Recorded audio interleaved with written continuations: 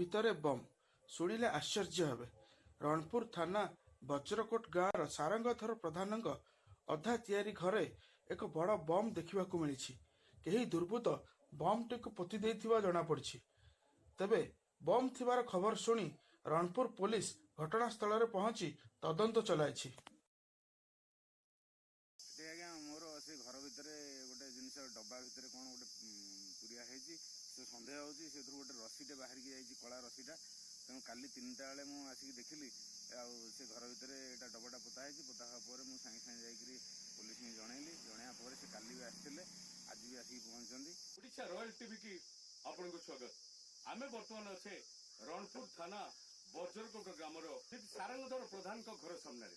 ଆମେ ବର୍ତ୍ତମାନ ରଣପୁର ଆଇଆଇସି ଠାରୁ ପଚାରି ବୁଝିବା ଏ ବମ୍ର କ'ଣ ହେଇଛି। ସାର୍ କହିବେ କି ଏ ବମ୍ କେମିତି କ'ଣ ହେଇଛି, ଆପଣ ବର୍ତ୍ତମାନ କ'ଣ ଅନୁଭବ କଲେ, କ'ଣ ହେଲା?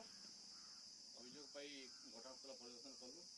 ତ ଆଜି ଆମେ ଜିଲ୍ଲା ସଦର ମହକୁମାକୁ ଆମେ ଇନଫର୍ମେସନ୍ କଲୁ। ସେଠୁ ଆମର ଜିଲ୍ଲାର ଯେଉଁ ବମ୍ ଡିଟେକ୍ସନ୍ ଟିମ୍ ତାଙ୍କ ସଦସ୍ୟ ଆସିଛନ୍ତି। ସେ ସ୍ପଟ୍ ଇନ୍ସପେକ୍ସନ୍ କଲେ ଓ ତାଙ୍କ ଭ୍ୟୁ ଦେଲେ କି କିଛି